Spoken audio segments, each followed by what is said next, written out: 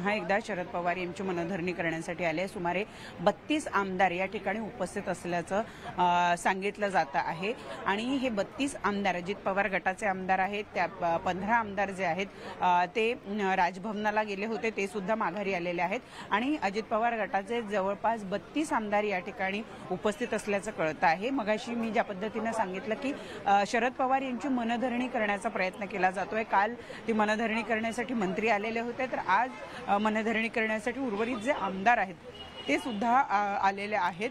त्यांनी वेळ मागितली होती, त्याप्रमाणे शरद पवार यांनी वेळ दिली आणि त्यानंतर ते सगळेजण एकत्रितरित्या प्रफुल्ल पटेल यांच्या नेतृत्वात या ठिकाणी आलेले आहेत आणि त्यांचं जे काही म्हणणं आहे, कारण आपल्याला माहिती की राष्ट्रवादी असा पक्ष आहे जिथं आमदारांच्या म्हणण्याला महत्त्व दिलं जातं, तो काही हुकुमशाही असा पक्ष नाही.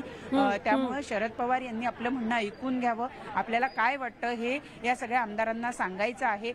अजित पवारांच्या बाजूनं आपण सरकारमध्ये सामील व्हावं असंच बहुतेक आमदारांचं म्हणणं होतं आणि तेच सगळं म्हणणं सांगण्यासाठी आमदार या ठिकाणी उपस्थित राहिल्याचं कळत आहे. नक्की प्रणाली, वायबी चव्हाणलाच लोक माझे सांगातीचा जो प्रकाशन सोहळा होता, तर त्या दिवशी जी परिस्थिती निर्माण झाली होती, त्या दिवशी जो आक्रोश आमदारांचा होता, शरद पवारांनी राजीनाम्याची घोषणा केल्यानंतरचा तशी काहीशी परिस्थिती, फक्त चित्र वेगळं आहे, विरुद्ध चित्र आहे. आज मनधरणी शरद पवारांची केली जाते सगळ्या आमदारांकडून, असं म्हणता येईल का? खरं तर त्याही दिवशी सगळ्यांनी मिळून शरद पवार यांची मनधरणी केलेली होती. त्यावेळेला तो धक्का होता राष्ट्रवादीच्या सगळ्या आमदारांसह सगळ्या पदाधिकाऱ्यांना, कारण शरद पवार असं अध्यक्षपदाचा तडकाफडकी राजीनामा देतील हे फक्त अजित पवार, सुप्रिया सुळे हे जे कुटुंबीय आहेत केवळ त्यांना माहिती होतं. त्यामुळे ज्यावेळेला शरद पवार यांनी घोषणा केली त्यावेळेला तो सगळ्यांनाच अचानक मिळालेला धक्का होता, मनावर झालेला आघात होता आणि त्यातून तो आक्रोश जो आहे तो निर्माण झाला होता, जो पुढचे 3-4 दिवस आपण सातत्याने बघत होतो. परंतु आता मात्र एक निर्णय या आमदारांपैकी बहुसंख्य आमदारांनी घेतलेला आहे, ज्याच्यामध्ये अजित पवार सुद्धा आहेत. यांनी थेट शपथविधी घेत सरकारमध्ये सामील झाल्याचं दाखवलं किंवा स्पष्ट केलं. तत्पूर्वी नक्कीच हा विषय अनेक वेळा चर्चेला गेला असेल की आपण भाजपबरोबर गेलं पाहिजे, आपण सरकारमध्ये सामील झालं पाहिजे, परंतु कदाचित त्यावर शरद पवार यांची नाराजी होती. शरद पवार कदाचित ते मान्य करत नव्हते आणि त्यामुळं जे जे आपण शरद पवारांच्या जवळचे म्हणत होतो असे सगळे आमदार जे आहेत ते अजितदादा पवार यांच्या बरोबर जाऊन बसले आणि एवढंच नाही तर त्यांनी मंत्रिपदाची शपथ घेतली. मगाशी मी जसं म्हटलं की एक पाऊल जे आहे ते अजित पवारांनी उचललेलं आहे. अजित पवार आणि त्यांच्यासह असलेल्या मंत्र्यांनी आणि आमदारांनी तिथून माघारी येणं थोडंसं कठीण आहे. अशा याच्यामध्ये सगळ्यात सोपा, जवळचा आणि जो हवाहवासा वाटणारा मार्ग अजित पवार गटाला आहे तो म्हणजे शरद पवार यांची मनधरणी करणं. ज्या पद्धतीची मोठी कायदेशीर प्रक्रिया किंवा एक मोठा कायदेशीर पेच शिवसेनेच्या बाबतीमध्ये दिसून आला तसा पेच राष्ट्रवादीच्या बाबतीमध्ये दिसून येऊ नये, तसा प्रकार राष्ट्रवादीच्या बाबतीत घडू नये अशी भावना या सगळ्या आमदारांची दिसून येते आणि म्हणूनच मनधरणी करण्यासाठी ते शरद पवार यांच्याकडे गेलेले आहेत. नक्की प्रणाली, भावनिक नातं आहे म्हणून ही मनधरणी आहे हे तर उघड आहेच, पण त्याचबरोबर आता पावसाळी अधिवेशनामध्ये सुद्धा आणि यानंतर सुद्धा पावसाळी अधिवेशनात तांत्रिक अडचणी असतील आणि नंतर येणारी आव्हानं असतील अजित पवार गटाला, तीच देखील पुढे उत्पन्न होऊ नयेत म्हणूनही ही मनधरणी आहेत का? आणि त्या अडचणी, त्या तांत्रिक बाबी ज्या आहेत, ज्या अडचणीच्या ठरू शकतात त्या काय आहेत? अगदी दोन्ही मुद्दे आहेत. म्हणजे पहिल्या दिवसापासून म्हणजे आपण अगदी अजित पवार यांनी मंत्रिपदाची शपथ घेतल्यानंतर सुद्धा आपण 2-3 दिवस बघितलं की सातत्यानं ते हेच सांगत होते की शरद पवार हेच आमचे नेते आहेत, तेच राष्ट्रीय अध्यक्ष सुद्धा आहे. परंतु मग ज्या वेळेला कायदेशीर पेच निर्माण व्हायला लागलाय त्यावेळेला मात्र आपण जर बघितलं तर असा निर्णय घेतला गेला आणि मग पुढची कायदेशीर कारवाई कशी करायची याबद्दलची चर्चा झाली. दोन्ही गोष्टी आहेत. म्हणजे कायदेशीर पेच जो निर्माण झालाय, यापूर्वी वर्षभरापूर्वी सुद्धा तो पेच निर्माण झाला होता. कुठल्या अडचणी येतात हे त्याही वेळेला आपण बघितलं होतं.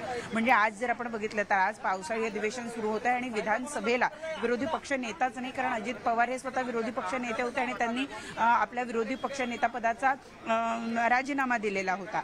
त्यानंतर आतापर्यंत कोणता विरोधी पक्ष नेता असावा याबद्दल शरद पवार गट, शिवसेना उभाठा आणि त्याचबरोबर काँग्रेस यांच्यामध्ये एकमत होऊ शकलेलं नाही. खरं तर काल हा निर्णय होणं अपेक्षित होतं, तो अजून निर्णय झालेला नाही. त्यामुळे काँग्रेस जरी विधानसभा चा विरोधी पक्ष नेता असेल किंवा विधान परिषदेचा विरोधी पक्ष नेता असेल, या दोन्ही पदावर दावा जरी करत असली तरी एकमत मात्र त्यांचं स्वतःचं अजून होत नाहीये.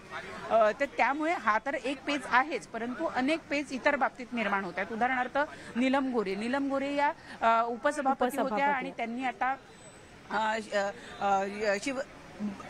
आता शिवसेनेमध्ये प्रवेश केलेला आहे. तर त्यांच्या पदावर सुद्धा प्रश्न निर्माण झालाय. म्हणजे विरोधी पक्ष नेता आता आपल्याला नाहीये, त्याचबरोबर सभापतींवर अविश्वासाचा प्रस्ताव आहे. मग या सभापती इतर जे आमदार आहेत त्यांना अपात्रतेचा निर्णय कसा घेतील. प्रणाली काही सेकंदासाठी आपल्याला थांबवते. धनंजय मुंडे बोलतायत, थेट प्रक्षेपण.